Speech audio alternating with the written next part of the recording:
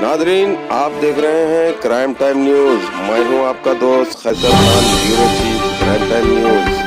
हर तरह की खबर से जुड़े रहने के लिए हमारे चैनल को लाइक करें, सब्सक्राइब करें और देखते रहिए crime Time news.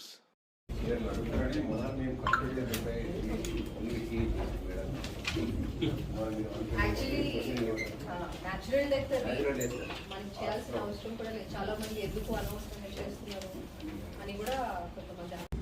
Chandanagar PS పరిధిలో హుడా ట్రేడ్ సెంటర్ దగ్గర ఒక చైన్ స్నాచింగ్ అయింది అని చెప్పి 900 కాల్ రావడం జరిగింది. అక్కడికి ఆఫీసర్స్ అందరూ విజిట్ చేయడము.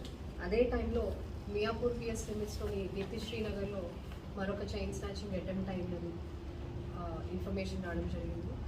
ఇమీడియట్గా టీమ్స్ అన్ని కూడా ఫామ్ చేయడము. అదే సమయంలో ఆర్సీపురం పిఎస్ లిమిట్స్లో ఒక బైక్ థెఫ్ట్ అవ్వడము.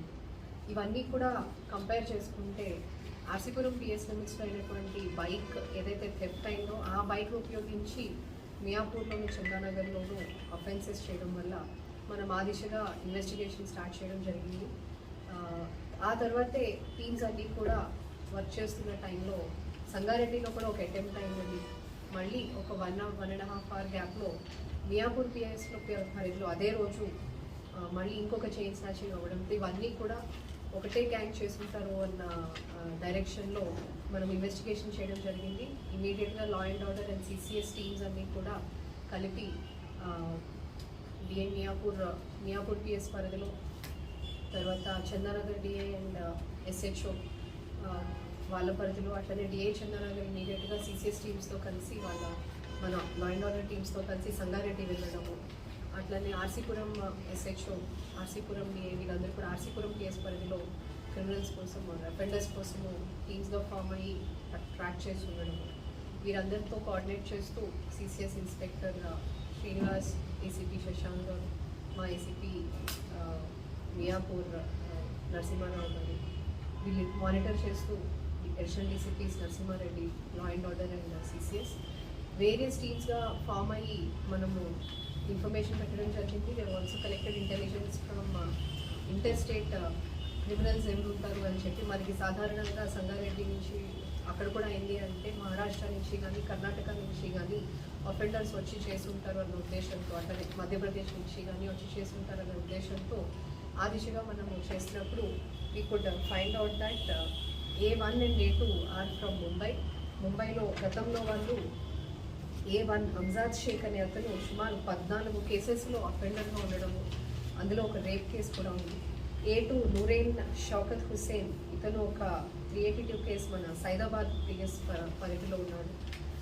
ఈ A1 అంజాద్ షేక్ హైదరాబాద్ పిఎస్ పరిధిలో కూడా 2 అఫెన్సెస్లో ఉన్నాడు. ఇది 2011లో జరిగిన కేసెస్.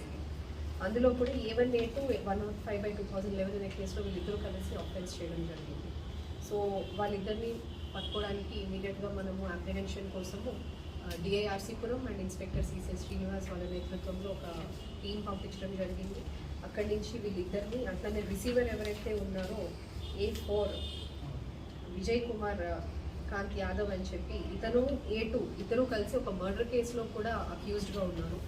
వీళ్ళ ముగ్గురిని అప్రిహెండ్ చేసి వీళ్ళ ముగ్గురు ద్వారా సంగారెడ్డిలో ఉన్నటువంటి A3 తన్నీర్ ఖాన్ని కూడా అప్రిహెండ్ చేయడం జరిగింది. A3కి సేమ్ విలేజ్కి చెందిన A1 A2లతో కాంటాక్ట్ అయ్యి వాళ్ళని ఇక్కడికి పిలిపించడము, ఇక్కడి ఆఫెన్సెస్ చేయించడము జరిగింది.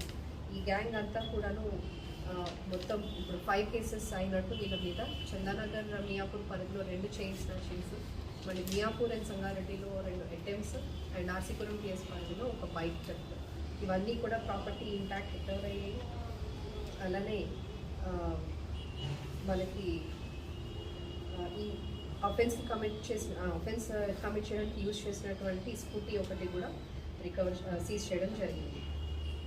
ఈ ఎంటైర్ ఇన్వెస్టిగేషన్లో మనకి ఈ ఇన్స్పెక్టర్స్ అండ్ ఆఫీసర్స్తో పాటు PC Nityananda Reddy, Srinivas Reddy, Sadiq Ali, Bhavani Prasad, Narayana and SI Narasimha have done a commendable job. మనకి within 3 days we have got the leads and we could apprehend the offenders. In fact they were planning to come next week again to commit the offences. So మనం అది కూడా తప్పించడం జరిగింది. మళ్ళీ offences జరగకుండా we could avert it. ముఖ్యంగా మహిళలందరికీ police శాఖ తరఫున సైబరాబాద్ పోలీస్ తరఫున విజ్ఞప్తి ఏంటంటే మెడలో ఖచ్చితంగా గోల్డ్ చైన్ వేసుకుని వస్తూ ఉంటారు. అటువంటప్పుడు జాగ్రత్తగా ఉండాలి, అలర్ట్గా ఉండాలి. ముఖ్యంగా జనసమర్థం లేని వీధులు అవ్వచ్చు, టైం మధ్యాహ్నం అవ్వచ్చు, రాత్రిపూట అవ్వచ్చు, అట్లనే టెంపుల్స్ స్కూల్స్కి వెళ్ళి వచ్చేటప్పుడు ఇటువంటి అకేషన్స్లో కనుక కాస్త అలర్ట్గా ఉండి ఎవరు మన వైపు వస్తున్నారు అనే ఒక అవేర్నెస్తో కాన్షియస్తో ఉంటే కొంచెం చైన్ స్నాచింగ్ నుంచి తప్పించుకోవడానికి అవకాశం ఉంటుంది. మనం చూస్తే 2 అటెంప్ట్స్ చేశారు వాళ్ళు, because those 2 ladies were a bit alert. వాళ్ళు రావడం చూడటము కొంచెం రెసిస్ట్ చేయడం వల్ల వాళ్ళు చైన్ స్నాచింగ్ చేయలేకపోయారు వాళ్ళ ఇద్దరి దగ్గర.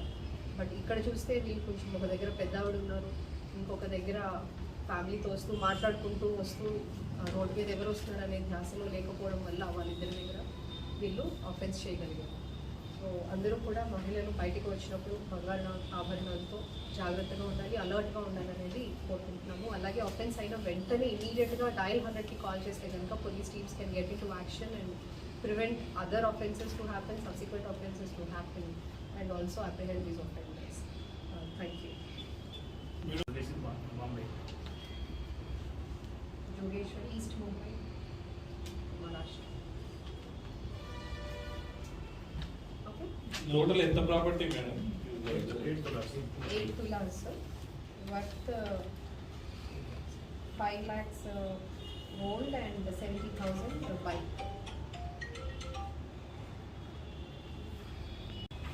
Thank you. Madam student రాసారుగా